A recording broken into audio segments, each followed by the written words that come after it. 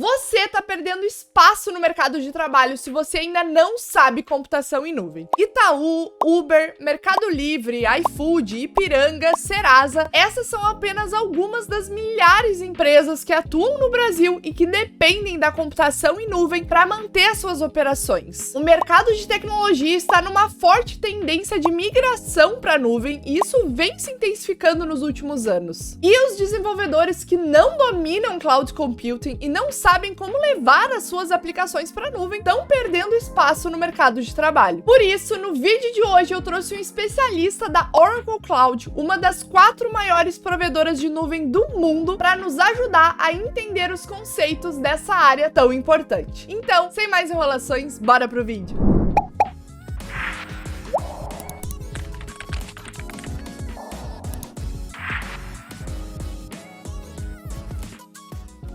Galera, esse aqui é o Marcelo, ele trabalha como gerente de solução cloud da América Latina na Oracle e ele vai hoje nos acompanhar durante o vídeo, nos acompanhar aqui em todo o entendimento dos conceitos sobre computação em nuvem e depois vai nos ajudar aqui colocando a mão na massa também. Então, Marcelo, se apresenta aqui para o pessoal. Fala pessoal, tudo bem? Meu nome é Marcelo, trabalho na Oracle no time de soluções, aqui sou responsável pela divisão de testes na América Latina. Estou muito feliz de estar aqui com vocês. Obrigado, Fernanda. Então, galera, eu acho que o primeiro ponto que a gente pode começar esclarecendo aqui, né, é o que seria a famosa nuvem. Porque eu acho que para quem está começando, para quem está vendo conteúdo sobre computação em nuvem, cloud computing pela primeira vez, essa, né, é o que costuma ser a maior dúvida. Pelo menos para mim, quando eu comecei, era a minha maior dúvida. Eu vi o pessoal falando de nuvem, eu ficava pensando, o que é essa famosa nuvem, né? Eu tô querendo saber, porque pelo jeito não é a nuvem que tem lá no céu. Então, acho que esse é um primeiro conceito que a gente pode explorar aqui. Eu gosto sempre de falar, né, que a nuvem, ela se refere à entrega de serviços e recursos pela internet. E esses serviços aqui que a gente fala, a gente conseguir ter servidores sendo entregados pela internet, bancos de dados, redes, software, então a gente vai conseguir consumir tudo isso aqui que a gente chama de serviços através da internet. Então eu não vou ter acesso direto ao hardware físico, certo? Mas eu vou conseguir utilizar esses serviços de novo, né, de forma remota. Isso aqui é bem interessante porque ao invés de eu manter os servidores locais ou os computadores pessoais ali para lidar com as minhas aplicações dentro ali da minha empresa ou até na minha casa, se eu quiser ter um projeto pessoal, ao invés de eu fazer isso, eu vou utilizar essa rede de servidores remotos, certo? Que são providos ali, provedores de nuvem, para hospedar os meus sites, as minhas aplicações. E esses servidores, eles estão em grandes data centers das provedoras de nuvem que são usados justamente para armazenar e gerenciar essas nossas aplicações. Aí, Marcelo, tu que é o especialista da área, me complementa se faltou aqui algum ponto ou um outro fator que tu considera importante aqui no momento de explicar o que seria a nuvem para a galera. Eu acho que você explicou perfeitamente o que é a nuvem, né? Eu só complementaria que a nuvem ela entrega recursos e serviços de forma que empodera todas as pessoas e todos os departamentos de uma empresa, né? Eu não preciso ficar esperando um produto chegar, ser entregue, eu não preciso esperar nada. Tá tudo ali, é um catálogo de serviços que você provisiona on demand. Boa, perfeito. E acho que esse ponto que tu mencionou já linka, né, para um outro tópico aqui que a gente pode explicar para o pessoal, que é qual é a vantagem por trás disso, né? Por que as empresas optam por utilizar um serviço de nuvem ao invés de ter os recursos locais lá dentro do seu escritório, né, dentro do seu prédio? Por que é bacana eu utilizar um provedor de nuvem? Bom, o provedor de nuvem ele te entrega vários benefícios, né? Eu posso falar de segurança, posso falar de escalabilidade, de flexibilidade, mas sem sombra de dúvidas, o que mais move a comunidade da nuvem e as empresas quererem saber disso é o custo. Hoje, quando a gente compartilha recursos de uma forma geral, você acaba diminuindo o custo médio entre pessoas e entre empresas. Quando você diminui esse custo médio, você torna isso acessível para todos, né? Então, ali, quando eu falo de escalabilidade, você tem uma série de servidores, né, um parque gigantesco, onde você consegue vender fragmentos de cada um para os seus clientes. Quando você tem esses fragmentos, imagina que você precisa de mais processamento. Você vai comprar um pedacinho, em vez de comprar um servidor todo. É como se você fosse viajar em um final de semana e você tivesse 6 amigos, e um carro só comporta 5. Aí você vai lá e compra um carro de 7 lugares só para aquela viagem, e depois você tenta vender ele. Ou ele vai se depreciar, ou então a gente vai ter um probleminha ali, que é o custo que você investiu para apenas uma função. Então, assim, com a nuvem, a gente consegue casar muito bem isso. Ele é extremamente flexível para você crescer e descer. Show, legal. Enquanto tu foi falando aqui, eu fui tentar pegar uma imagem, né, de um data center aqui pra gente conseguir explicar pra galera. Acabou que no final eu colei o link, mas agora eu consegui. Mas eu achei perfeita essa tua explicação, porque é legal essa ideia da gente vender pedacinhos, né? Então aqui, por exemplo, imagina que a Oracle tem todos esses servidores lá, né, o hardware físico mesmo, lá nos data centers. E aí o que a gente consome são só pedacinhos desse hardware. A gente não precisa ter esse hardware aqui completo, certo? E aí, como o Marcelo mencionou, eu consigo ter uma flexibilidade muito maior, eu consigo escalar, né, à medida do que eu quero. Então, a minha aplicação vai crescendo, vai tomando uma proporção maior, minha empresa está crescendo e está escalando para o Brasil inteiro, vou contratando mais um desses pedacinhos. Minha empresa desacelerou, estou precisando reduzir o número de servidores, né, tive uma redução no orçamento, reduz o número de máquinas que eu estou utilizando ali. Tudo on demand, né? Como tu comentou. Então isso é bem interessante. Exatamente isso. Acho que é um dos maiores benefícios e é a mágica por trás da nuvem. É o poder Sim. de você fazer aquilo que você quer economizando no seu bolso. Que hoje todo mundo busca isso. Beleza, então agora que a gente entendeu, né, o que seria a nuvem, eu acho que o próximo passo que a gente pode partir aqui é entender como que as coisas são armazenadas na nuvem, né? Como é que os dados que eu tenho aqui na minha máquina, ou a aplicação que está rodando aqui dentro da minha máquina, né, vai parar lá dentro da nuvem e como que isso vai ser armazenado. Então, galera, acho que a primeira coisa aqui que vocês precisam visualizar é que a gente tem os dados aqui na nossa máquina. Então, eu coloquei aqui o exemplinho de um arquivo. Esse arquivo pode ser uma imagem, pode ser um index HTML, um SVG, enfim, um arquivo, certo? Quando o meu PC vai acessar esse arquivo, ele precisa recuperar esse arquivo do disco dele, beleza? Então o meu PC aqui faz uma consulta no disco. A partir do momento que eu mando esse meu arquivo para a nuvem, né, eu vou fazer uma transferência aqui de rede mesmo, então eu vou me conectar na nuvem através de uma rede, né? Normalmente aqui a gente usa a internet, então faço a conexão ali nos servidores de forma remota e eu vou transferir esse arquivo na rede como a gente já está acostumado, como a gente já transfere os arquivos de outras, por exemplo, quando a gente faz um upload no Facebook, no Instagram, tá fazendo uma transferência de arquivo ali na rede. Quando eu mando esse arquivo lá para a nuvem, por exemplo, para a Oracle, esse arquivo vai ser armazenado em um desses servidores físicos mesmo que eu tenho lá na Oracle, certo? Então imagina como se eu tivesse aqui gavetinhas, uma dessas gavetinhas vai estar livre e meu arquivo vai entrar lá dentro dessa gavetinha. Depois, quando eu quiser acessar esse meu arquivo, aí depende do arquivo que eu estiver acessando, claro, eu vou ter que acessar ele através de um identificador. Então, mandei uma imagem lá para a nuvem, a forma de identificar essa imagem vai ser de um jeito, né? Se eu mandei uma aplicação completa, um servidorzinho web, vai ser de outra forma. Mas a gente sempre imagina aqui que vai ter um identificador. Depois, para acessar, eu vou dizer assim, né, para a nuvem. Eu estou simplificando aqui, mas só para vocês conseguirem visualizar. Quando eu for acessar, seja via chamada HTTP ou qualquer outro protocolo, eu vou dizer, eu quero acessar esse arquivo aqui, nesse identificador. Então a nuvem vai lá, vai abrir a gavetinha e vai me devolver o que está lá dentro. É tão simples quanto isso. Claro que eu simplifiquei aqui vários processos, porque quando a gente está falando de uma imagem, a tratativa é diferente, quando a gente está falando de um servidor web é outra forma, mas assim, só para vocês conseguirem visualizar o fluxo das coisas.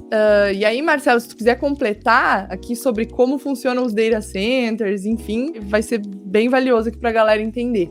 Não, maravilha. Vamos lá, esse é um dos principais pontos que mais causa dúvida nas empresas, porque o coração de uma empresa são os dados, afinal. Né? E aí a gente possui algumas camadas de armazenamento, e cada camada de armazenamento ela possui um padrão específico para uma atividade específica. Então eu tenho lá meu armazenamento, que na Oracle nós chamamos de block storage, onde eu hospedarei minhas aplicações. Eu tenho o Object Storage, onde eu colocarei os meus backups e arquivos que eu preciso guardar. E eu também tenho uma outra camada, que é a camada de dados compartilhada, que é o meu File System. File Storage System na Oracle FSS, como ele é conhecido, que a gente consegue compartilhar arquivos entre diversos computadores de aplicação dentro da nuvem e até mesmo fora da nuvem. Tá? Todos esses carinhas, o dado é compartilhado, criptografado de ponta a ponta. Então, eu envio o dado através de um client, ele já está criptografado. Eu crio uma máquina na nuvem e atacho um disco, ele está criptografado, e eu armazeno esse disco lá, tem um outro tipo de criptografia. É como você disse, eu tenho as minhas chaves, eu tenho as minhas senhas, e uma vai casar com a outra. Eu vou ter códigos identificadores para cada produto, para cada objeto, para cada arquivo que está lá dentro armazenado. E acho que esse ponto aqui do File System, eu acho bem interessante, porque quando eu aprendi isso, eu achei muito legal. Porque imagina assim, galera, lembra que eu falei aqui no começo que a gente tem o nosso disco aqui no nosso PC, certo? Quando o nosso PC precisa consultar algum arquivo, ele vai consultar no nosso disco, ou no SSD, enfim. Esse meu mesmo SSD que está aqui na minha máquina, vocês concordam comigo que eu consigo tirar ele da minha máquina e usar em qualquer outro PC? E quando eu plugar em um outro PC, vai estar todos os meus arquivos lá que estavam salvos na minha máquina. Isso que o Marcelo comentou do File System é como se fosse isso. A gente vai ter o nosso disco, certo? Com os nossos arquivos. E eu posso ter diversos servidores lá na nuvem acessando o mesmo disco. Me corrija se eu estiver errada, Marcelo, mas eu vejo dessa forma, certo? É exatamente isso. Você consegue acessar de qualquer lugar, através do endereço da internet com seu usuário e senha. Aí eu só queria voltar para ti uma pergunta. O que acontece se o seu pendrive falhar? Se você perder o seu pendrive? Aí, essa é uma boa. Eu aqui, o que acontece se eu perco meu pendrive? Eu sento e choro. Que é bem difícil quando o nosso pendrive corrompe e conseguir recuperar esses dados. É isso aí. Imagine então que tudo que você colocar na nuvem, esse dado ele vai ser espelhado uma ou duas vezes. Isso faz parte de uma camada de segurança de armazenamento, onde você possui uma prática de duplicar o dado para, se um disco falhar na nuvem, se o seu arquivo for corrompido, você vai ter uma cópia dele idêntica. Tá? Só lembrando que, se você corromper a sua cópia aqui e enviar para lá, ele vai subscrever. Então, você precisa tomar cuidado com isso. Boa.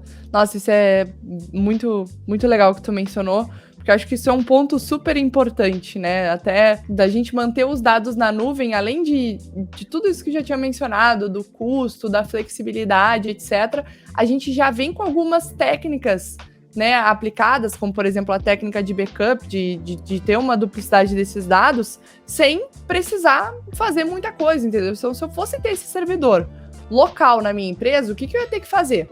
Eu ia ter que comprar um servidor onde eu guardo, né, os meus arquivos, eu ia ter que comprar uma máquina onde vai ser o servidor que eu guardo meus arquivos, que eu uso para fazer escrita, e outro, eu ia ter que comprar outro para só deixar uma cópia, né? E aí toda vez que eu fizesse uma escrita num, eu ia ter que ir lá e atualizar a cópia. E isso envolve complexidade, certo? Ali para implementar isso, né, num on-premise ali local na minha empresa. É um custo a mais também, porque eu teria que, a partir do momento que eu quero ter um backup, eu não posso só comprar um disco lá na minha empresa, eu vou ter que comprar sempre 2, porque eu vou ter que manter a cópia daquilo.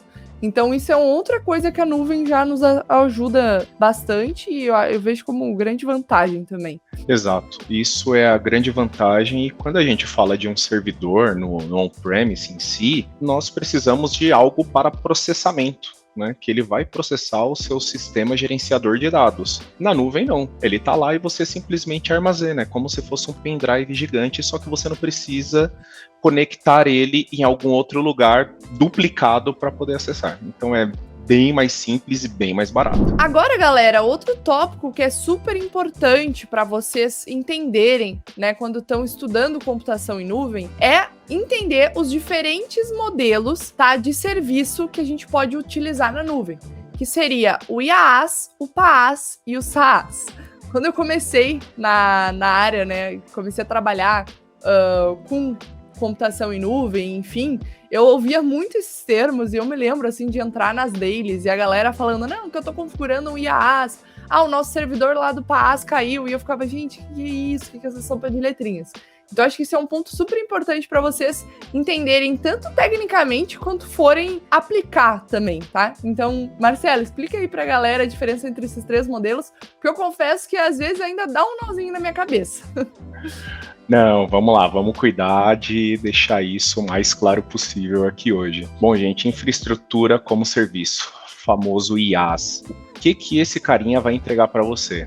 Tá? A gente entrega uma máquina virtual com sistema operacional instalado. Oracle Linux, Ubuntu, CentOS, o Windows. Então a Oracle ela vai fazer o gerenciamento de toda a sua camada de hardware, né, incluindo a rede, porém eu vou entregar para você o sistema operacional instalado. Em cima dele você instala qualquer aplicação e bota o seu aplicativo para rodar. Quando eu falo de Platform as a Service, plataforma como serviço, e aí a gente está falando do PaaS, imagina que você precisa de um software instalado e gerenciado para rodar a sua aplicação. Software mais famoso que toda aplicação precisa de um sistema de gerenciamento de banco de dados, nosso famoso Oracle. O que a gente entrega para vocês? O Oracle instalado, configurado e gerenciado. Então você já vai ter a sua máquina virtual, com o sistema operacional e com esse banco de dados instalado. E aí a Oracle faz o controle dos patches, versão de segurança e atualizações. Ela simplesmente envia para você um push na sua tela e fala, olha, você deseja atualizar?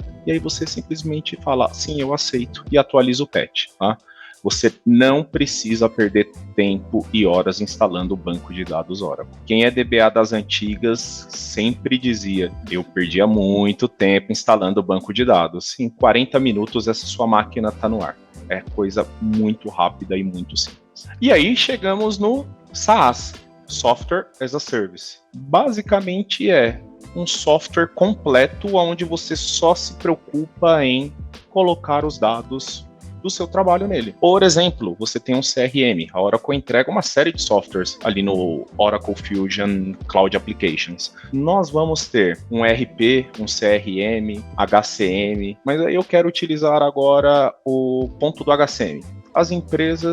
Todas as empresas têm um RH. O seu RH, ele precisa gerenciar os funcionários e ter as informações dos funcionários. Então, eu posso ter lá os contatos de emergência, quais são os parentesco desses funcionários, o organograma da empresa, a árvore genealógica dele, caso tenha. Bom, eu tenho muitas informações que eu preciso gerenciar como empresa. Imagina o time de RH gerenciando desde o IaaS. A formação dele é gerir pessoas, não é máquinas. Então eu preciso de um software completo para que eles simplesmente insiram os nomes e consigam tirar proveito disso. Cada um na sua casinha trabalhando da melhor forma. IaaS e SaaS foi o mais simples assim para eu pegar, porque beleza, infraestrutura como serviço, eu vou configurar ali tudo do zero, só vou ter a infra e eu vou configurar toda ali a arquitetura, enfim, conectar as coisas, vou ter mais responsabilidades. No SaaS eu vou usar um software. Aí eu chegava aqui no PaaS e eu ficava, nossa, o que é PaaS, né? O que isso quer dizer? Então, no meu entendimento hoje, e aqui com a explicação do Marcelo de novo ficou muito mais claro também, é que quando a gente fala de plataforma como serviço, aqui eu vou ter toda uma plataforma, né, todo um ambiente de desenvolvimento e gerenciamento de aplicativos, e eu não vou precisar, né, gerenciar o resto da infraestrutura, do servidor, enfim, eu vou só chegar, colocar o meu código ali, a parte que me interessa, né, e já vou conseguir fazer o deploy e servir essa aplicação. Então, imaginam que a gente tem ali uma plataforma onde a gente consegue subir o nosso código e a plataforma já compila o nosso código, enfim, faz tudo ali necessário, já faz o deploy dele e eu só acesso aquela minha aplicação, seja um servidor web ou seja ali um front, enfim. Então um PaaS é ali como se ele me desse todo o background, tudo que eu preciso configuradinho e eu só faço o que importa, que é colocar o meu código ali e ele serve para mim. E aí o exemplo aqui dos bancos de dados também, dos sistemas gerenciadores de bancos de dados é bem legal. A gente vai lá, sobe um banco de dados em questão de minutos, né? E depois só se conecta com o nosso banco de dados ali com senha e o usuário, certo? E vai criando as tabelas lá e fazendo todo o esquema do nosso banco. Mas a plataforma ali do banco já tá prontinha para nós. Então, acho que é isso, né, Marcelo? É isso aí, perfeito. Tô ficando feliz, quase 100%. Vamos lá. Falta Boa. só um agora. Falta uma, vamos ver se eu vou gabaritar. Aí vindo aqui pro SaaS, que na minha visão é o mais simples assim da gente compreender, seria o software como serviço, que nesse caso eu não vou estar mais lidando com nada de infra e de arquitetura, muito menos com configurar coisas ali específicas da minha aplicação e código. Eu vou estar usando já um software pronto, certo? E eu vou utilizar ele ali de acordo com a minha necessidade, colocando meus dados. Então, eu dei o exemplo aqui do Draw.io, porque o Draw.io, querendo ou não, é um software as a service. A gente tem versões pagas do Draw.io, não específico do Draw.io, mas, enfim, tem outros tipos de aplicativos que imitam. Eu consigo plugar o Draw.io também dentro de um site, usando ali um iframe, enfim. É um serviço, certo? É um serviço que eu estou utilizando. O pessoal aqui do Draw.io me dá a telinha aqui em branco para eu ir colocando minhas coisas, enfim, meus rascunhos. E eu acho que outro exemplo também de um SaaS aqui é, por exemplo, os próprios aplicativos de bater ponto eletrônico, né? Nem tu mencionou aqui, de gerenciamento de RH. Tu bate o ponto eletrônico por lá, o RH já tem a lista de todas as pessoas, já consegue gerenciar os usuários, fazer os acertos dos pontos, enfim. Acho que o SaaS, na minha visão, é o mais simples aqui da gente compreender. Aí vamos ver se eu gabaritei aqui. Não, perfeito, gabaritou, muito bem, tô feliz. Vou dar um exemplo geral aqui, só para o pessoal ter em mente. A gente falou do técnico, né? Agora vamos na prática. Eu não sei qual é a idade média do público do canal, então vou falar de algumas coisas antigas, tá, gente? Então, por favor, não me levem a mal, tô entregando a idade aqui. Mas imagina que é final de semana e vocês querem assistir um filme, tá? Um filme antigo, ou um filme qualquer, que ele está em uma mídia, num DVD. Para alguns pode ser num VHS também, que é uma fita grandona, é algo que a gente usava lá atrás. Você pega o seu DVD player, conecta na televisão, compra o DVD, a mídia física, coloca lá para assistir. Ali nós temos um IaaS, tá? Puro em todas as camadas. Agora no PaaS, imagina que você tem uma TV nova, uma TV Smart, uma LCD, não uma Smart ainda, tá? Nessa LCD você baixa um filme em AVI, coloca num pendrive, pluga na televisão, a televisão já executa. Você tem uma plataforma pronta que você não precisa configurar para rodar um filme, tá bom? Esse carinha é um PaaS. Agora o suprassumo que todo mundo conhece. Eu pego meu controle, abro qualquer software de streaming de vídeo e começo a assistir um catálogo gigantesco. Isso é o SaaS na sua essência. Você tem tudo que você precisa ali e acessa de qualquer dispositivo, de qualquer lugar, apenas através de uma conexão pela internet. Eu acho que esse exemplo é o mais fácil do pessoal assimilar e se lembrar dele. Boa. Não, exemplo matador. Fechou tudo aqui. Depois dessa, a galera não vai esquecer. Pelo menos pra mim agora, 100%. Boa, maravilha. E agora, galera, a gente vai aqui pro último conceito, que é super importante, antes da gente dar uma olhadinha na prática, certo? E colocar um pouco a mão na massa, que eu acredito aqui que vocês estejam, né, ansiosos. Então, quando a gente fala, certo, de serviços de nuvem, a gente pode seguir, basicamente, 3 abordagens diferentes, tá? A primeira delas aqui, e acho que a mais comum, a mais popular, né, entre os desenvolvedores, quando a gente está ali criando as nossas primeiras aplicações em nuvem, enfim, seria o modelo de nuvem pública. Nesse modelo aqui de nuvem pública, a gente vai utilizar a infraestrutura compartilhada com outros clientes do provedor de nuvem. Então imagina ali que a gente está utilizando um hardware físico lá da Oracle, né, um servidor físico que está lá, e dentro desse servidor pode ter o meu site rodando e ao mesmo tempo o site do Marcelo rodando, dentro daquele mesmo hardware. Mas tem um detalhe aqui super importante, tá?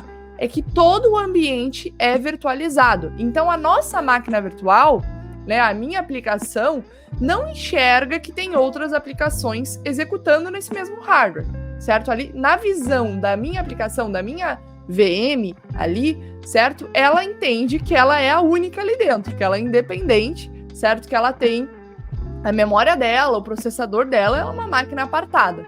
Mas aquele hardware ali está sendo virtualizado pelo provedor de nuvem. Então a Oracle ali está garantindo para a gente, certo, que o nosso ambiente ali é virtualizado, apartado, independente e seguro, certo? Ali ela faz o controle dessas partições, como o Marcelo mencionou no começo, é como se a gente tivesse ali um servidor e aí tivesse partezinhas, né, que são distribuídas entre os clientes ali que vão, né, assinando os serviços de nuvem. Então aqui os detalhes mais importantes, acho que da nuvem pública, é que é uma infra, aqui o hardware, né, vai ser compartilhado com outros clientes da nuvem, mas esse ambiente é virtualizado e 100% independente. Eu não tô ali, né, não tô na mesma máquina, vou dar ali um LS, ver todas as pastas, conseguir me interferir nos arquivos do outro. Não, nada disso. A minha aplicação não consegue fugir ali do escopo dela. Eu só tô no mesmo hardware compartilhado, não tô tendo todo, né, acesso ao hardware, mas isso para mim, né, na visão ali da minha aplicação, é transparente, certo? E um último ponto aqui mais importante, acho que desse modelo, é o que faz ele ser tão popular, é que eu vou pagar somente pelo que eu utilizar, e isso é totalmente flexível, certo? Então, de novo, vou ganhando, a minha aplicação vai ganhando corpo, o meu projeto vai escalando no Brasil, vou pegando ali mais recursos de forma, né, quase que automática. Tem um auto-scaling automático, a gente consegue configurar, né, para eu escalar de maneira automática, e à medida que as requisições para minha aplicação vão diminuindo, eu vou ali desocupando o hardware e já paro de pagar. Não estou mais utilizando, não estou mais pagando. Vou pagar somente pelo que eu utilizar. Aí, Marcelo, não sei se tu quer completar alguma coisa aqui nesse ponto da nuvem pública, mas eu acho que, resumindo, né, em tese, é isso. Descreveu perfeitamente o que é uma nuvem pública, é exatamente isso. E o pagamento sob demanda, só queria acrescentar uma coisinha também. Imagina que você não precisa trabalhar de sábado e domingo, ou a sua aplicação não tem ninguém que vai utilizar. Se você desligar seu servidor à noite, de madrugada, você não vai pagar por esse tempo também, que ele estiver desligado. No outro dia de manhã, você consegue apenas ligar ele e inicia o pagamento a partir daquele momento. A bilhetagem é por segundos. Boa. Esse é um ótimo comentário, porque inclusive a gente faz isso no trabalho. A gente tem os servidores do ambiente ali de desenvolvimento e de homologação, que são só ambientes de teste, que somente os desenvolvedores usam para testar a aplicação antes de subir para produção. E esse é um tipo de servidor que não precisa estar rodando sábado e domingo, né? Eu posso desligar tranquilamente e religar na segunda-feira, 9 horas da manhã, que é quando toda a galera tá online. E aí eu já economizo ali uma boa graninha no final do mês por eu, né, manter os servidores desligados no sábado e domingo. Então é um comentário super importante esse daí. Beleza, e aí a gente passa aqui para o segundo modelo, né, de serviço, que seria o de nuvem privada. O que a gente está querendo dizer aqui com nuvem privada? Nesse modelo, certo, o cliente ali, a empresa, ela vai ser dona do hardware e é como se eu montasse uma nuvem ali para mim, onde eu vou compartilhar aquele meu hardware somente dentro da minha empresa. É como se eu criasse uma nuvem onde eu compartilho o hardware entre as squads da minha empresa, entre as equipes da minha empresa. Então, eu vou ter uma infra, né, específica e destinada somente para mim, certo? Eu vou ter todo o controle e gerenciamento daquela infraestrutura, tá? Mas vai ter ali um trade-off, né? Vai ter um ponto negativo que vai ser que eu vou pagar por aquilo mesmo se eu não estiver utilizando todo o hardware. Então, imagina ali que eu aluguei um data center ou que eu realmente comprei, montei o data center ali para mim e disponibilizei aquela nuvem para dentro da minha empresa. Mesmo que as minhas equipes não estejam utilizando todo aquele hardware, sei lá, eu investi lá, comprei vários discos, certo? Tô com, sei lá, vou falar um número aqui relativamente baixo, mas imagine, eu tenho lá 5 tera de armazenamento e as minhas equipes estão usando só 1 tera, cara, eu paguei ali por aquele hardware, eu pago pelo espaço, eu pago pela manutenção, eu continuo pagando mesmo se eu não estiver utilizando. Mas aqui é um ponto interessante, é que eu tenho aquela infra, aquela estrutura toda dedicada para mim, certo? Eu faço todo o gerenciamento dela e eu consigo ali compartilhar como um serviço dentro da minha empresa e ninguém de fora tem acesso. E aí esse modelo, ele é ideal, né, para as empresas que lidem com muitas regulamentações, certo? Com um setor muito regulamentado, ou grandes empresas, certo? Ou empresas que têm ali aplicações muito críticas. E aí um exemplo aqui é o próprio banco, né? Então o local onde um banco vai manter o servidor, onde está todos os registros dos seus clientes, certo? O registro das contas e das transações, isso aqui vai ser numa nuvem privada, porque são informações muito sensíveis e são dados muito regulamentados, né? Eu tenho ali uma série de regulamentações do Bacen, enfim, outras instituições brasileiras que regulamentam aqueles dados, então aquilo lá está sob controle total do banco. Claro que ali os funcionários do banco, né, quando estiverem logados na rede do banco, acessando a rede do banco, conseguem consumir essa infraestrutura, colocar aplicações lá dentro, enfim, mas quem está de fora não consegue acessar. E aí, Marcelo, me completa ou me corrige se eu tiver falado alguma bobagem, mas acredito que seja isso, né? Olha, você me convidou, mas a aula aqui é sua, tá? Perfeito, exatamente isso. Muito bom. Boa, legal. E aí, partimos aqui pro último modelo, que é uma mescla dos dois, né? A junção da nuvem pública e da nuvem privada. Então, imagina o seguinte, eu vou ter algumas aplicações que estão rodando em nuvem pública e outra que vão estar rodando em nuvem privada. E aí eu vou conectar as duas através da rede, certo? Faço a conexão das duas aqui através da rede. E esse aqui eu coloquei o comentário de melhor dos dois mundos, porque eu consigo aproveitar as vantagens, né, dos dois modelos. Então, voltando ali, por exemplo, do banco. O banco tem aplicações críticas, tem certos servidores ali e alguns dados que precisa manter em nuvem privada. Mas não são todos eles, né? Tem algumas outras aplicações que não são aplicações críticas, que são aplicações que facilmente eu poderia rodar numa nuvem pública. E aí eu faço essa mescla, utilizo aqui os dois modelos de serviço e aí eu economizo um pouco, porque eu não coloco, por exemplo, um front-end ali que não seja muito crítico, enfim, uma aplicaçãozinha mais leve para rodar dentro da nuvem privada. Não preciso, coloco lá na nuvem pública, pago somente pelo que eu uso, tenho ali toda a questão de flexibilidade e etc. Então esse aqui é um modelo muito utilizado por empresas que são bem grandes, né? Que tem esse poder aqui, o dinheiro também para brincar com uma infraestrutura como essa. Exato. Mas vamos lá, tem muita particularidade nesses três modelos. Aí eu queria começar pelo nuvem pública para contar uma coisinha para vocês, né? Boa. A gente tem muita empresa que já nasceu na nuvem, né? A gente costuma dizer que as startups nascem na nuvem e elas não adquirem esses servidores, storage, rede. Startups também trabalham com dados sensíveis, né? Então, no modelo de nuvem pública, existe uma opção onde eu consigo comprar um servidor dedicado como serviço para que eu não compartilhe ele com ninguém. A Oracle fornece esse serviço e você vai ter lá um servidor virtualizado. Às vezes, nós temos empresas que são empresas fundadas há muito tempo e possuem softwares de fabricação própria. Você tem um desenvolvedor que desenvolveu um software para atender uma necessidade específica. E aí utiliza um sistema operacional que não está na nuvem, por exemplo. O que a gente também consegue fazer? Entregar um hardware, que nós chamamos de bare metal, que você pode instalar o seu sistema operacional em cima dele. Então, nós conseguimos unir todos os mundos na nuvem pública para que você consiga rodar 100% as suas aplicações e manter a sua empresa de pé lá. Tá? Quando a gente vai lá para a nuvem privada, a gente tem mais alguns pontos. Quando você possui uma nuvem privada, você precisa entregar, para que ela seja uma nuvem, né? Você entrega esse hardware por software como serviço. Então você vai ter um catálogo de serviços que você pode provisionar e você entrega isso na mão do usuário.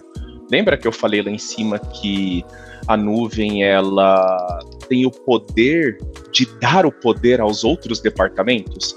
Se eu preciso rodar uma campanha de marketing, eu não preciso que o meu time de marketing chegue lá no time de TI e fale, eu quero um servidor.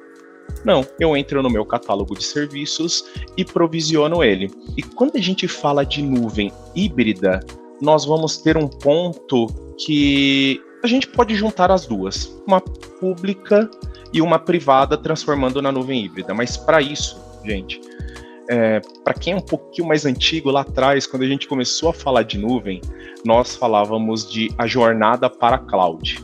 Tá? Nessa jornada, nós temos alguns passos. O primeiro passo é a padronização, né?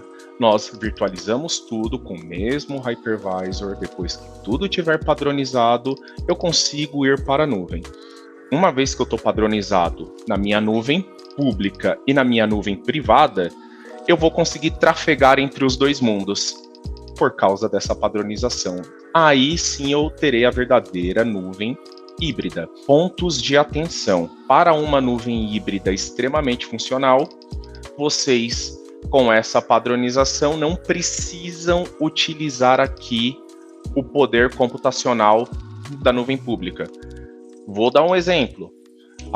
Sabe aquele seu e-commerce que lá na Black Friday ele está trabalhando muito forte? Então, imagina que você precisa manter todas as informações dos seus clientes dentro da sua casa por alguma legislação, por alguma regulamentação. Só que o pico é sazonal. Lá na minha Black Friday, quando eu começar a ter um pico muito alto e meus servidores vão topar, eu simplesmente habilito o meu caminho para a nuvem pública. E aí eu começo a compartilhar o processamento de dados entre os dois. Quando terminar a Black Friday e minhas campanhas de vendas, eu simplesmente mato os servidores que estão lá e volto a operar 100% dentro de casa. Isso é uma nuvem híbrida. Show! Agora, né, não tem como ter ficado mais claro. Muito bom mesmo. E aí, acho que a gente pode partir aqui pro último tópico, né? E talvez a galera esteja se perguntando, que é como fica a segurança na nuvem, né? Como ficam as questões aqui de segurança, enfim. Que é uma preocupação, acho que bem grande para quem vai levar, para quem vai fazer a migração, né, do seu servidor para a nuvem, não para quem já nasceu na nuvem. E aí, vou fazer um resuminho e aí, de novo, o Marcelo aqui me complementa. Mas, basicamente, os provedores de nuvem, né, como a Oracle Cloud, vão garantir a segurança da infraestrutura, certo? Aqui, da infraestrutura, por exemplo, da nuvem pública. Então, eles vão garantir aqui que o data center é um local seguro, certo? Que não vai ter pessoas ali que não são autorizadas acessando aquele data center. Vai garantir a criptografia desses dados, dos dados que são transferidos entre as máquinas e dos dados que estão em repouso também, que estão armazenados, e vai gerenciar ali a identidade de quem vai poder acessar aquele servidor. Tanto acessar de forma física, né, que aí ali só os funcionários mesmo da provedora, quanto acessar de forma remota, certo? Que quem ali realmente é o dono por tempo, né, por hora ali daquele servidor. O provedor de nuvem, né, ele é responsável por monitorar continuamente os data centers e também vão ter equipes ali prontas para responder aos incidentes. E aí, Marcelo, se tu quiser explicar um pouco sobre os SLAs da Oracle também, como funciona esse monitoramento, por favor, explica um pouquinho aí para nós. Para falar um pouquinho sobre a segurança e o SLA, eu nem vou compartilhar a tela aqui porque eu tenho alguns exemplos que eu acho que vai ser bem bacana para o pessoal. Pessoal, imagina você um consultor independente que coloca um serviço para o seu cliente 24/7. Então ele vai trabalhar lá a qualquer momento. Pode ser a sua lojinha, tá? Você tem uma loja eletrônica em algum lugar e você vende peças, componentes eletrônicos, peças de qualquer coisa. O que vai acontecer se cair a energia da sua casa? O que vai acontecer se alguém entrar lá e roubar esse notebook, esse desktop, qualquer coisa do tipo? Você perde tudo, você perde o acesso, você não tem segurança. E aí imagina que você vai lá, eu vou contratar um segurança para ficar 24 horas aqui, 7 dias por semana na minha casa. Só esse segurança é mais caro do que um servidor com redundância, alta disponibilidade e tudo mais. Quando a gente entra numa agência do banco, a gente vê a segurança, né? Você tem a porta giratória, você tem uma série de coisas para proteger você ali. Imagina a segurança que nós temos em um data center. O nível de empresa que utiliza serviços em nuvem pública hoje tem evoluído. Nós temos grandes bancos, nós temos grandes empresas de varejo, nós temos montadoras de automóveis. Hoje nós temos grandes provedores de internet que também utilizam. Então vocês imaginam a segurança que esses caras têm no seu prédio, onde entram os funcionários, as regulamentações que o governo impõe a eles. Tudo isso também é imposto a todos os provedores de cloud pública. Nós temos mais certificações do que todas essas empresas para poder garantir a integridade física e lógica de tudo que está lá dentro. Tá? Então, eu tenho porta giratória também, detector magnético, detector de metais, eu tenho salas com senhas. Quando você chega até um servidor, tem um hack onde uma pessoa precisa abrir uma chave, também tem um crachá de autorização, tem uma gaiola que fica em volta dos hacks,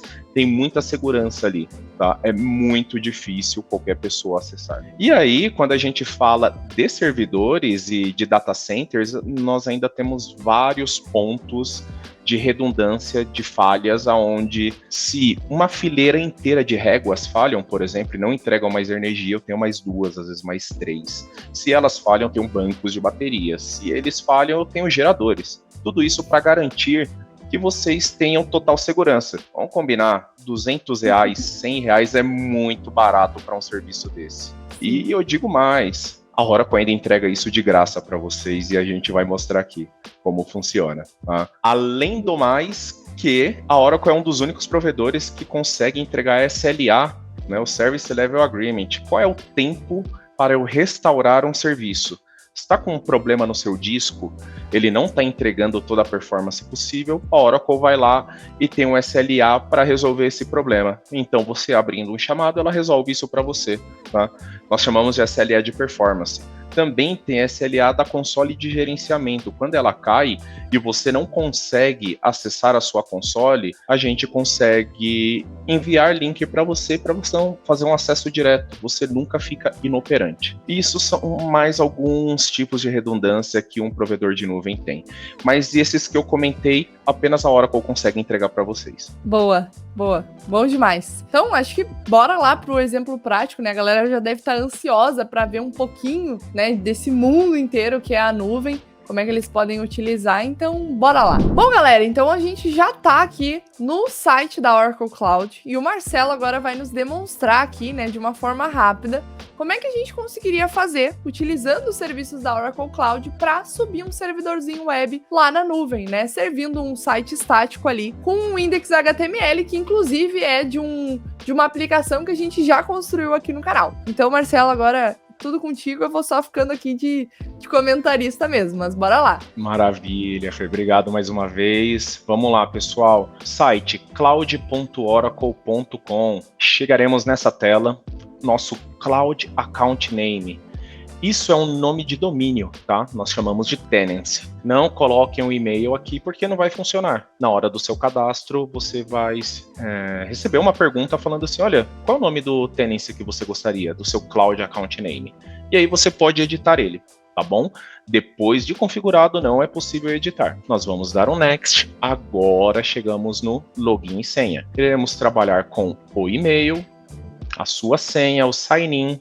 E agora nós temos um aplicativo autenticador. É muito importante, gente, utilizar esse aplicativo, porque garante mais segurança, uma camada extra, não tem custo e ninguém vai conseguir acessar a sua nuvem, tá? Estou colocando a minha senha do autenticador. Vocês pegaram minha senha, mas ela paga em 10 segundos, não tem problema. Vamos lá. Então, pessoal, essa é a tela inicial da Oracle Cloud. Todos vocês que fizerem um trial lá, tem um presentinho aqui do canal para vocês, tá? Vamos ter bastante crédito aí para vocês poderem brincar. Vai aparecer aqui na direita, ó, e os dias. Vocês terão ali R$ 2.500 mais 30 dias para utilizar. Minha conta, como é de funcionário, tem um pouquinho mais. Mas vamos lá, galera. Tela inicial, menuzinho. Tudo na Oracle Cloud vocês conseguem pinar aqui no menu. O que você viu por último vai aparecer aqui ou você simplesmente pode pesquisar. Então, eu quero falar de rede, eu posso escrever network. Ah, Marcelo, tá em inglês. Não tem como deixar isso em português? Sim, pessoal. Aqui eu posso vir em language e mudar para português do Brasil. Ele vai carregar e vai mostrar aqui para vocês tudo em português. Aqui já estamos com rede. Aqui eu mostro qual é a região. Tá? Então todo servidor vai ser provisionado em São Paulo. Se eu tivesse mais regiões, ia aparecer aqui embaixo eu mudando entre as regiões, eu conseguiria provisionar em diversas. Eu vou voltar para o inglês para que a gente possa fazer o provisionamento, tá? Porque os termos eu lembro deles em inglês, então para fazer a tradução simultânea aqui para vocês eu vou ter uma leve dificuldade. Bora lá, pessoal. Nuvem. Todos os serviços se comunicam através da rede. A primeira coisa que nós precisamos fazer aqui na Oracle Cloud é provisionar uma rede, tá bom? Nós temos os compartimentos, que eles são silos lógicos aonde eu tenho caixinhas. Eu tenho uma caixinha para cada um. Eu criei um aqui para o canal Keeper. Vamos utilizar o Wizard para poder gerar uma rede bem rapidinho. Então, Start VCN Wizard. Darei um nome para nossa rede. Aqui eu vou escolher Oracle Cloud, mas o nome fica a critério de vocês. Ele já vai me entregar um range de IP. Se eu desejo habilitar o IPv6, ele vai configurar a minha rede pública, a minha rede privada.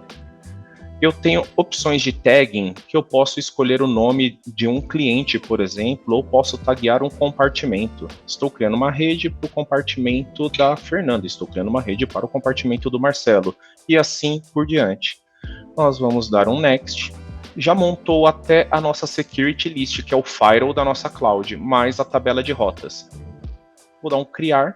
A rede privada é a que mais demora. Bora lá, Fê. Eu ia falar disso. Eu ia falar, acho que um ponto importante para a galera entender é a diferença ali da rede pública e da privada, é que a rede pública é algo que vai estar exposto, certo? Consigo acessar de fora.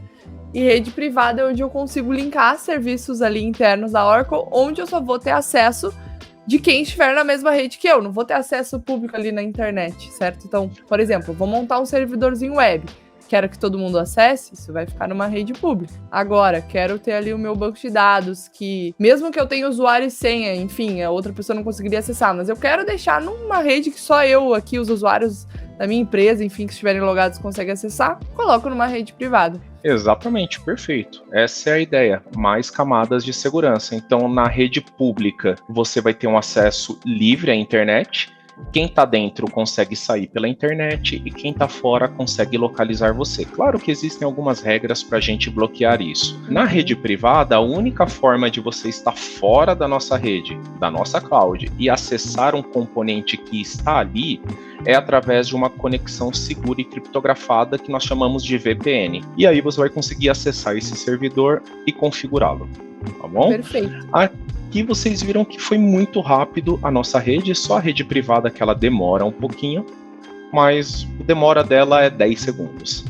Quando a gente clica aqui, nós temos todas as configurações. Percebam que eu tenho um prefixo, 2, 1, 0. Tudo isso daqui são coisas que foram provisionadas com o nosso wizard e foram conectadas, então tudo conversa com tudo, tá?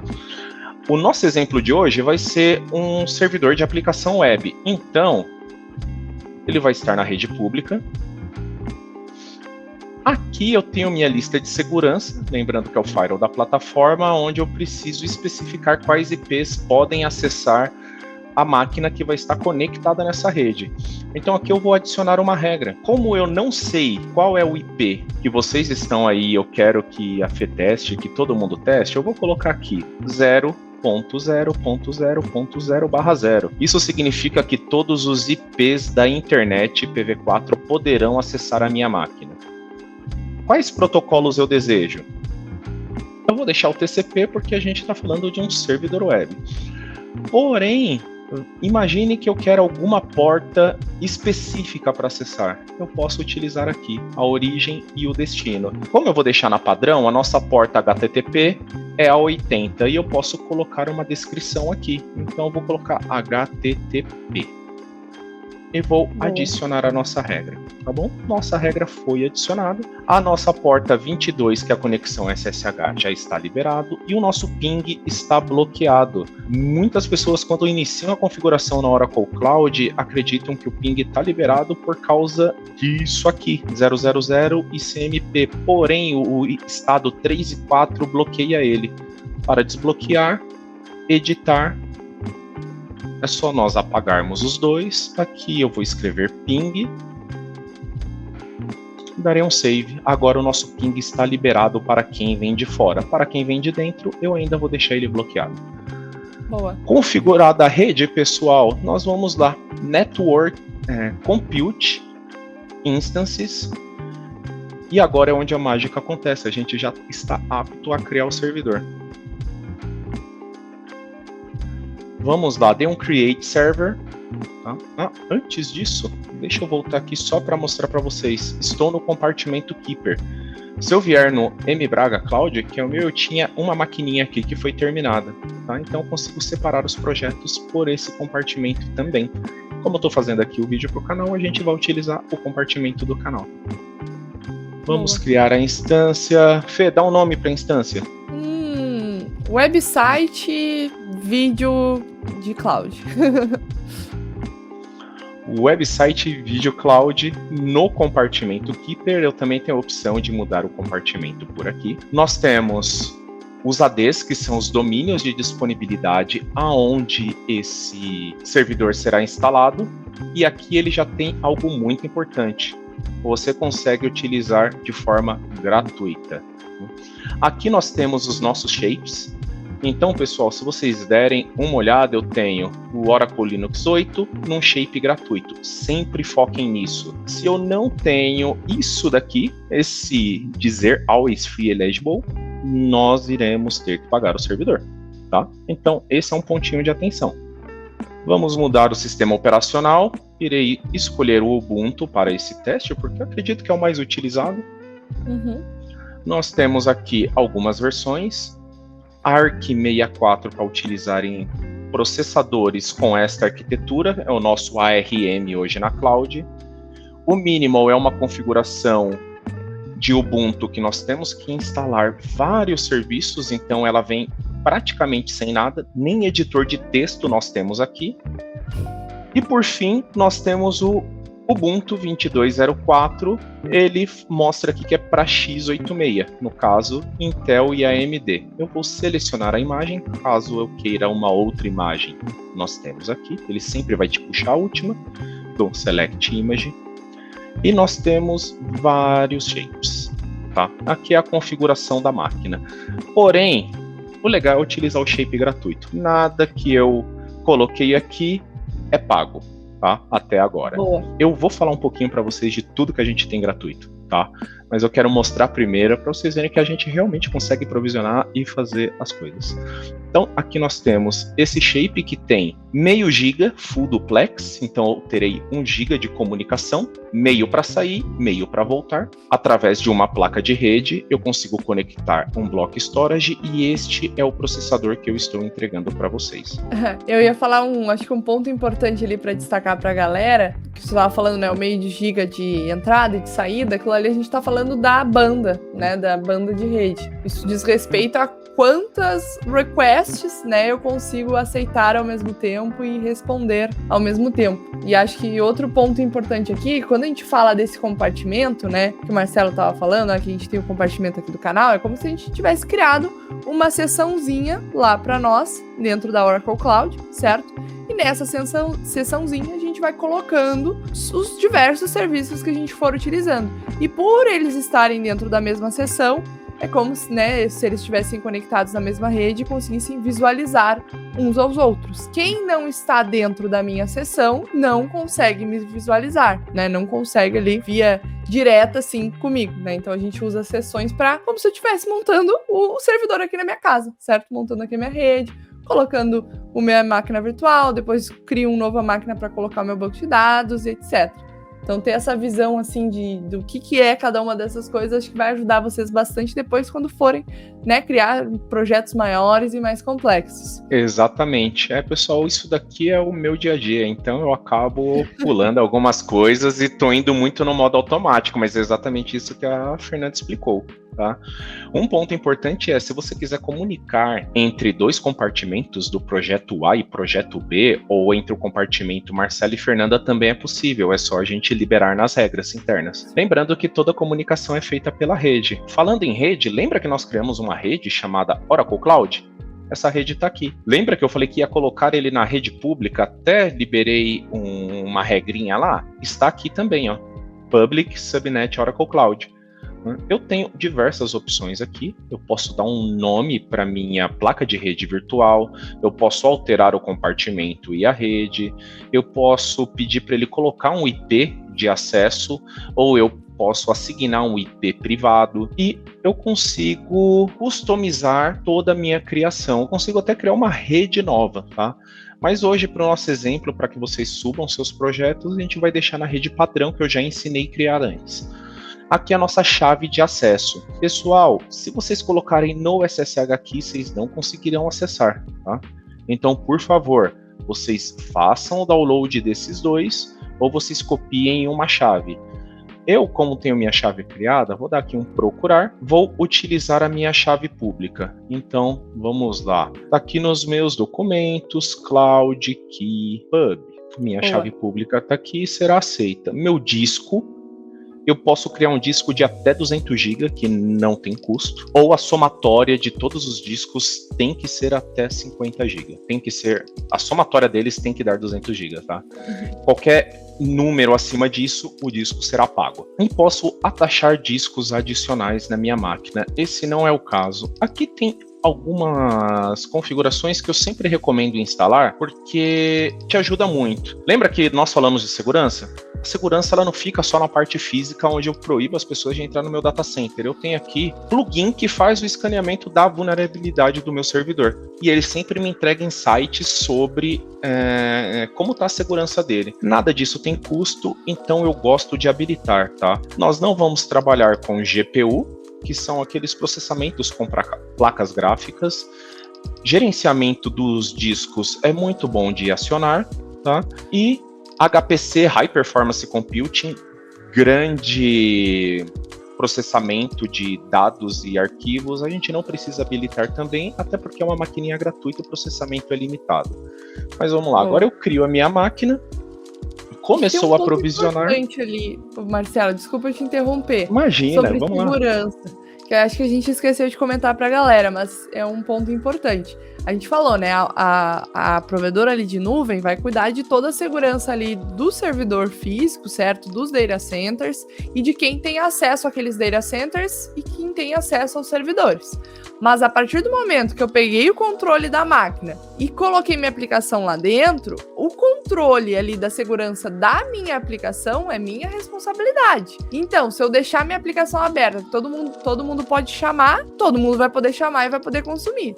Se eu deixar alguma portinha ali aberta, algum endpoint que permite a pessoa pegar ali informações dos meus usuários, ou permite se logar como admin e fazer a administração da minha aplicação, isso é responsabilidade minha, certo? São coisas que eu não tomei cuidado, que eu, né, deixei ali como um ponto, né, que uma outra pessoa propriamente se aproveitou. Mas é algo que é responsabilidade, né, do cliente ali, do usuário. Então a Oracle garante ali, de novo, toda a segurança da infraestrutura, né, que é a responsabilidade do provedor de nuvem, mas a partir do momento que tu tem acesso à máquina, é como se, né, agora é contigo. Usa a máquina como tu quiser. Se tu vai lá e faz besteira na máquina, né, deixou aberto, deixou o teu banco de dados lá dentro rodando e tá sem senha, tá deixando todo mundo acessar, aí é com a gente. Então a gente tem que tomar muito cuidado com essas coisas também. Exatamente, pessoal. Isso é o ponto de maior atenção hoje para todos os usuários da nuvem, tá?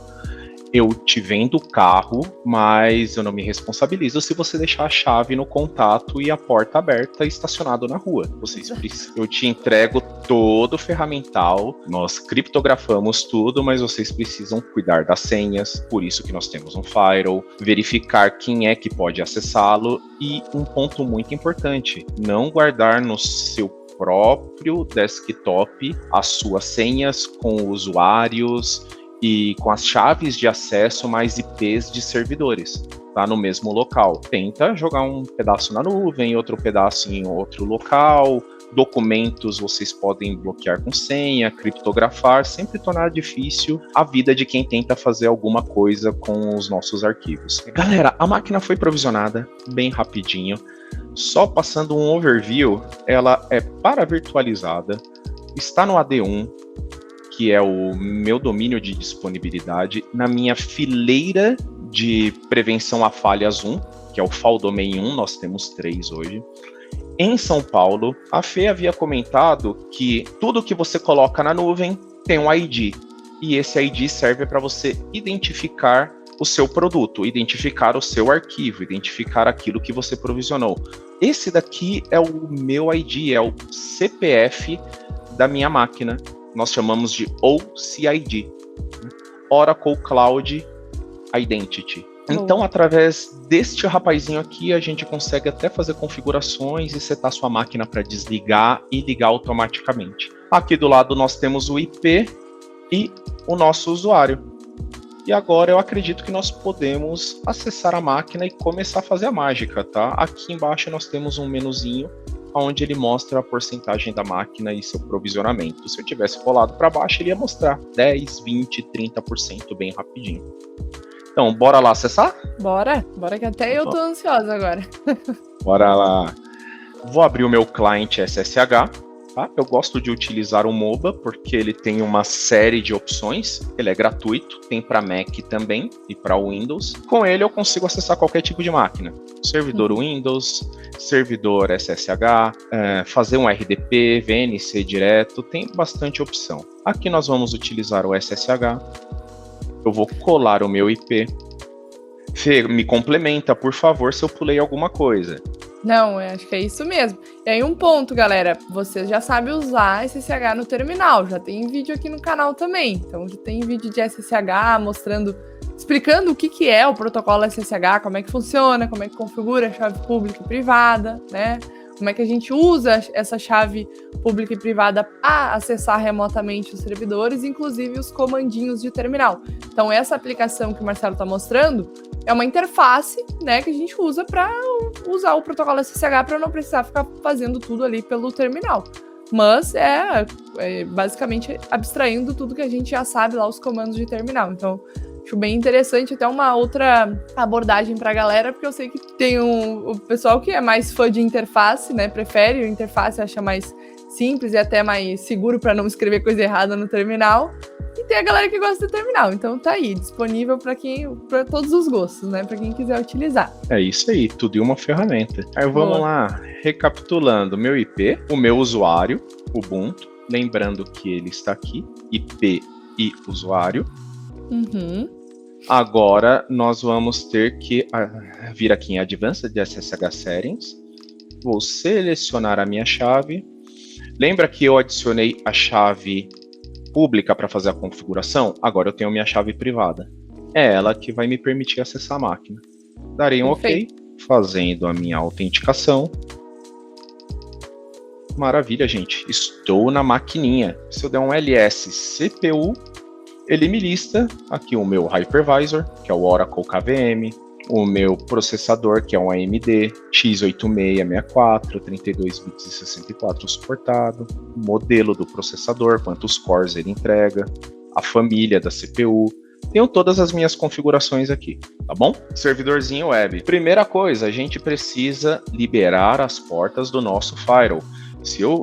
Nós utilizamos por padrão o iptables. Então, se eu fizer aqui um sudo iptables -L, vocês vão ver que eu tenho uma série de regras, gente. Um monte de regras. Que eu recomendo vocês. Isso é um padrão que ele está protegendo o seu servidor. É a minha segunda camada de segurança. Primeira é a minha security list, minha lista de segurança. O segundo é esse firewall. Mas nós temos outras estratégias, outras coisas, e gratuitas, inclusive, que você pode utilizar para proteger mais ainda seu servidor. A gente conversa sobre isso. Eu vou copiar aqui meus códigos de uma vez, mas eu explico cada um. Estou dando flush, estou liberando entrada e saída de dados.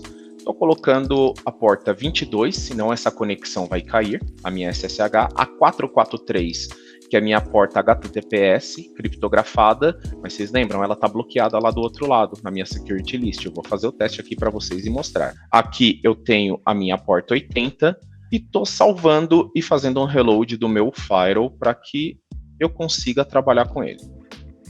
Acabei de aplicar tudo isso, beleza, as regras foram aplicadas. Se eu voltar no mesmo código aqui, pessoal, o iptables -L, que é o list, viu? Ele aqui tinha me dado uma série de regras. Agora ele entregou tudo que eu estou fazendo e que está liberado. Boa. Bora lá trabalhar? Aí, só recapturando para a galera ali a questão das portas, por que a gente liberou, né, a porta 22? A porta 22 é a porta padrão do protocolo SSH. Então, como a gente está usando a SSH para se conectar com a máquina, se eu não deixo a porta 22 aberta, eu vou me desconectar e depois eu não consigo conectar via SSH.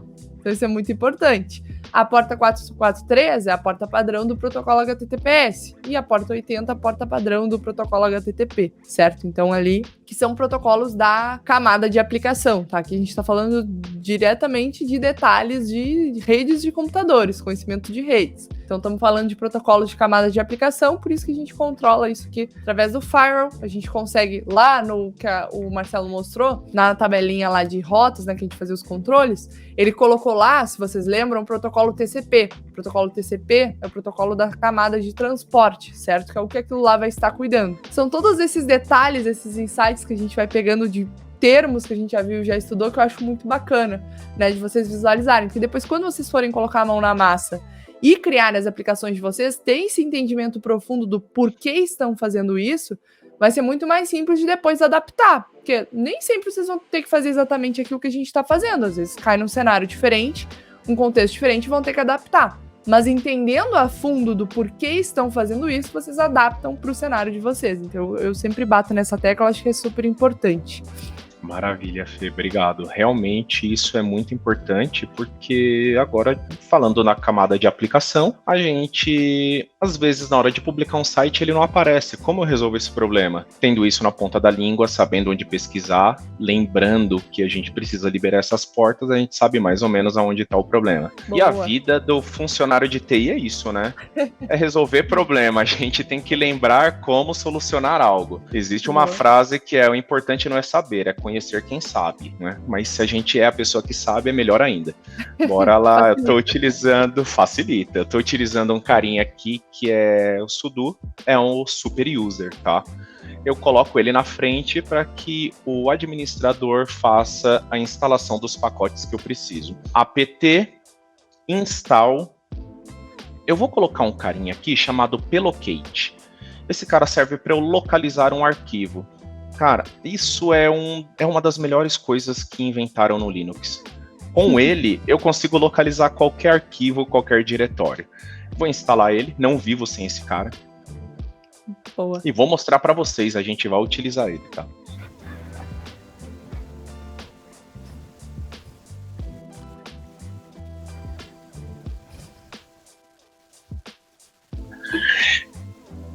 Maravilha, instalado, pessoal. Existe um outro carinha que eu acredito que todo mundo utilize, né? Vou instalar ele, chamado unzip. Eu preciso descompactar os meus arquivos.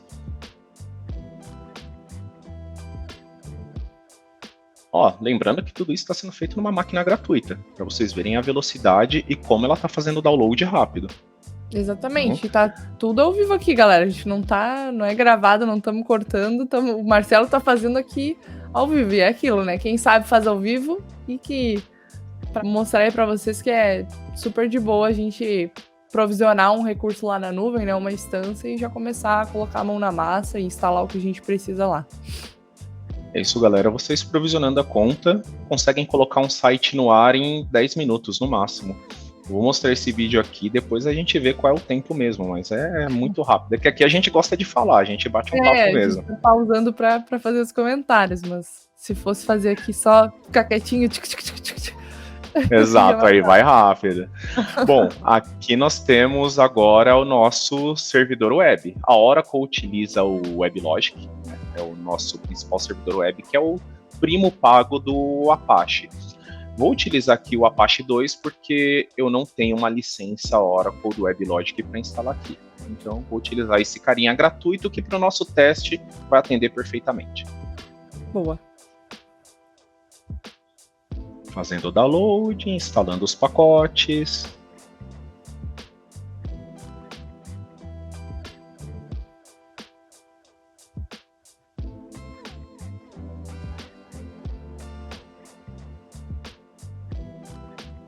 Muito bom, pessoal, muito bom.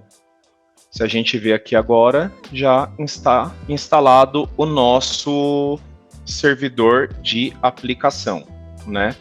Nós podemos agora ver o HTML dele e fazer a validação. Nossa, o Apache está no ar. É isso que eu preciso, né? Eu acabei colocando numa tela aqui de lado, tá? Mas eu gostaria de mostrar para vocês que eu só peguei o meu IP 146.235.57.80, que é o mesmo carinha que está aqui. Boa. E ele mostrou o meu servidor Apache com o index HTML dele, tá? Mas, Marcelo, como é que eu mudo isso? Eu queria colocar uma foto minha, queria fazer alguma coisa. Aonde que eu acho esse arquivo para que a gente possa fazer a alteração? Lembra que eu falei do locate, que eu não vivo sem ele, pessoal? Vou baixar esse Chrome aqui, vou deixar ele do lado, e agora nós vamos utilizar esse cara. Sudo plocate index.html.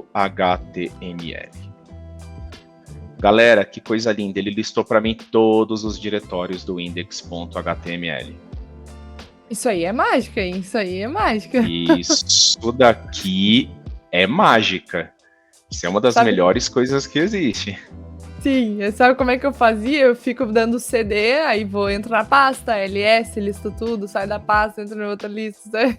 Eu fico fazendo assim, até achar a pasta certa com os arquivos que eu quero alterar. Não, esse cara daqui, ele ajuda todo mundo. Quando me ensinaram isso, eu fiquei realmente, nossa, agora eu consigo levar as coisas mais fácil no Linux. Mas bora lá, pessoal. A pasta que nós estamos procurando sempre vai ser esta amigona aqui, a cd var www.html. E aí o arquivinho tá aqui, o index.html. Tá bom? Se eu tentar empurrar qualquer arquivo aqui, ele vai falar que eu não tenho permissão, porque essa pasta ela está restrita para que eu faça o upload de arquivos. Eu preciso utilizar um outro comandinho chamado chown. Então, sudo para chamar o meu administrador, shown. Eu vou liberar tudo, tá, gente? Então, eu utilizo o 666 e a minha pastinha, que é este carinha aqui. Vou dar um Enter. Ele não dá nenhum retorno porque ele já liberou a gravação. Lembra que eu falei para vocês que eu gosto do MOBA? Quem gosta de interface gráfica e precisa fazer alguma coisa, ó, aqui do lado eu consigo navegar pelas pastas e eu consigo até fazer assim, ó. Meu Deus. Opa, tá vendo? Quem sabe faz ao vivo, mas isso foi um erro meu. Por quê? Essa pasta só quem tem privilégio de administrador. Na Oracle você nunca consegue logar como root, então eu sempre estarei com o usuário Ubuntu. Este carinha vai levar o usuário Ubuntu. Então eu preciso fazer um sudo-su. Agora eu sou root, de fato, eu sou o administrador desta máquina. E aí eu posso colar a minha pastinha e ele vai abrir. Viram? Às vezes a gente esquece das coisas, tá? É normal, pessoal. Na frente do cliente que não pode acontecer. Me desculpem aos clientes que estão assistindo, né? Vamos lá. Alterei e eu posso arrastar o arquivo para cá, mas eu quero mostrar uma coisa para vocês que eu acho muito, muito, muito legal. A Oracle ela entrega, nós temos 3 tipos de storage que eu havia comentado. Tem o File System, tem o Object Storage e tem o Block Volume, que é para colocar a aplicação. Block Volume você pode ter 200 GB. Object Storage, se eu não me engano, você pode ter 20 GB, porque antes eram 10 GB. E aí, dentro do Object Storage, nós temos levels de disco. Eu tenho um disco menos performático, que é para, sabe, aquele arquivo compactado para você colocar lá, salvar espaço? Nós temos esse também que vocês podem utilizar. E não conta na cota de vocês, então é 10 de cada um. O Infrequent Access, que é um dado que fica entre quente e frio. O dado frio, que é o Archive. E o dado quente do backup, que é o Standard. ou padrão. Nós temos uma ferramenta gratuita também. Adoro trazer ferramenta gratuita para vocês, gente. Pública. Ferramenta gratuita é o que o desenvolvedor mais gosta, né? É o que permite a nossa mente mirabolante colocar as ideias em prática. Exatamente, nós temos esse carinha daqui, que é o CyberDuck. Ele é como se fosse um ISCP para o nosso storage, para o nosso armazenamento, para fazer a transferência de arquivos. Ele é totalmente gráfico. Eu venho aqui, ó, em conexões, file, conexões, e eu consigo montar a configuração dele, tá? Porém, eu já tinha uma configuração com chave pronta e depois eu faço um vídeo com a Fê mostrando como montar ela, tá? Mas, pessoal, aqui eu vou fazer bem rapidinho, porque eu foco em colocar a aplicação de vocês no ar e eu quero que isso seja o foco desse vídeo. Vamos lá, chave secreta.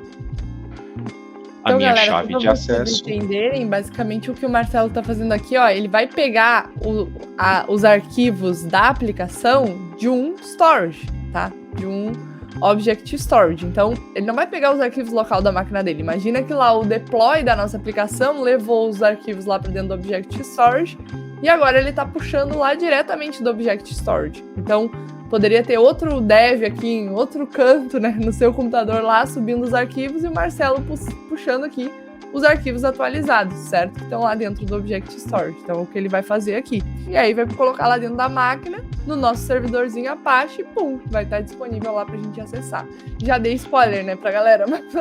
É isso aí, né? Ó, tá tranquilo, é exatamente isso que a gente vai fazer, tá? E eu tenho aqui, ó, menu, storage, os tipos de storage, e aqui tá o nosso, é o bucket, tá?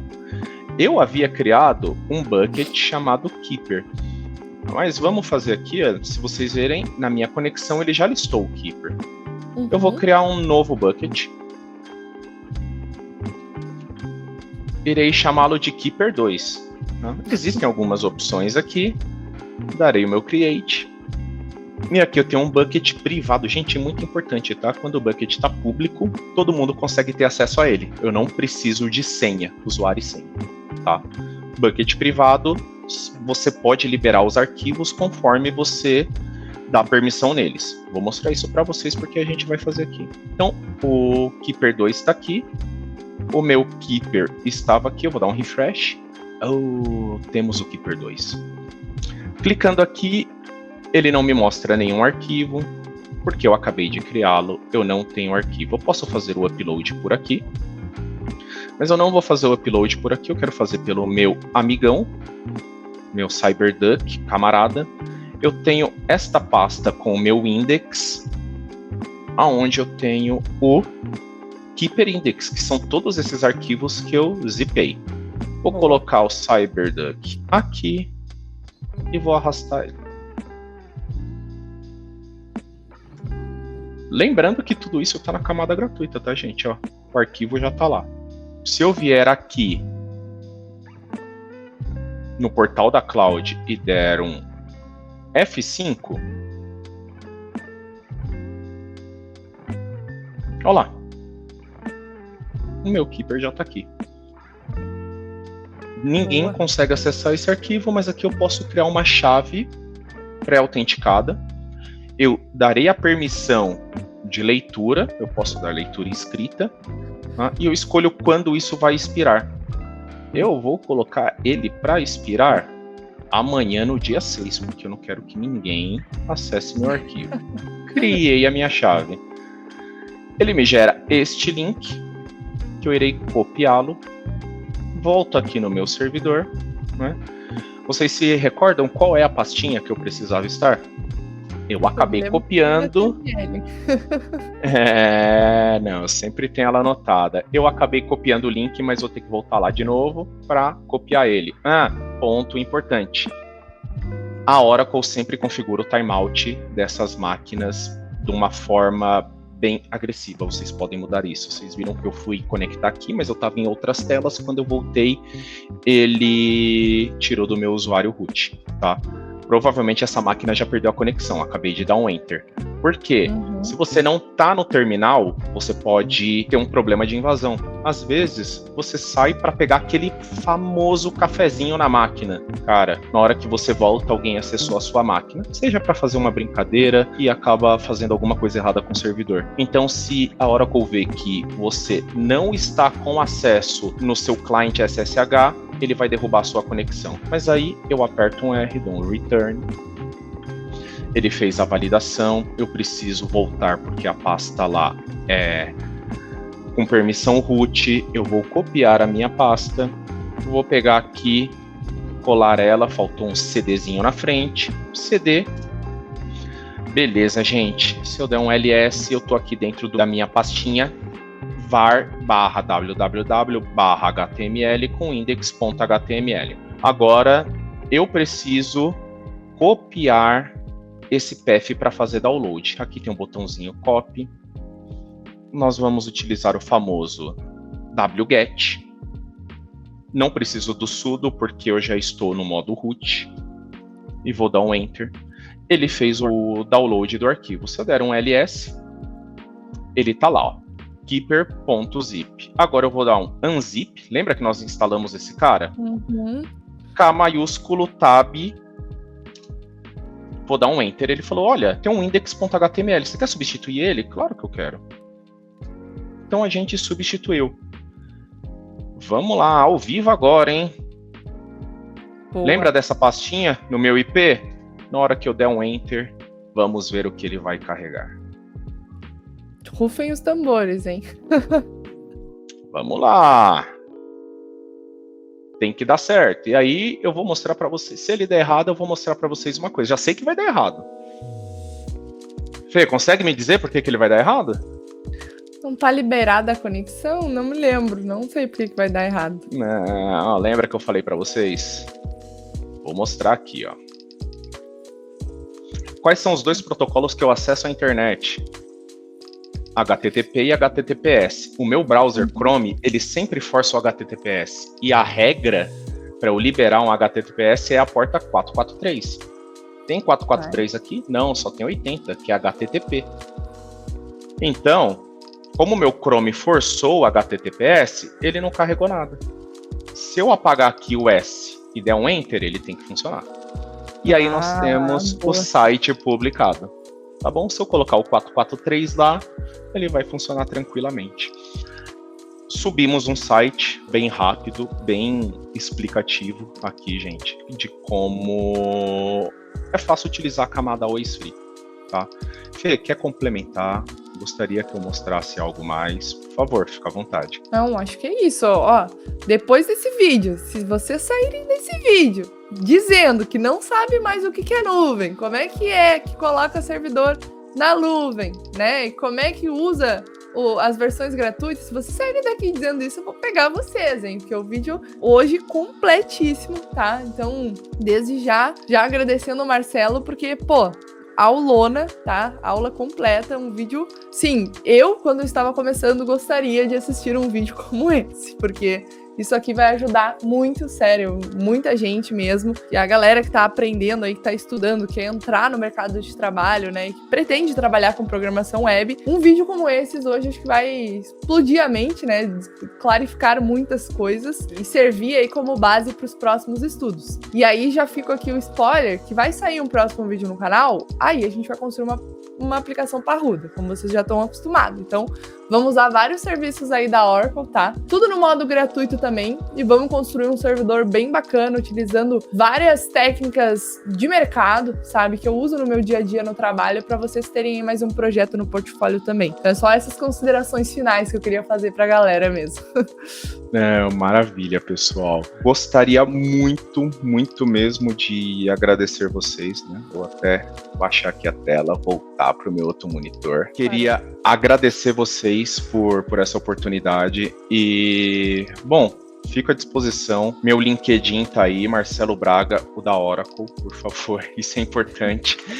E, bom, é isso, pessoal. Obrigado pela oportunidade, obrigado, Fernanda, por ceder o espaço pra gente conversar e eu espero que isso ajude muito todos vocês. É isso. Valeu, galera.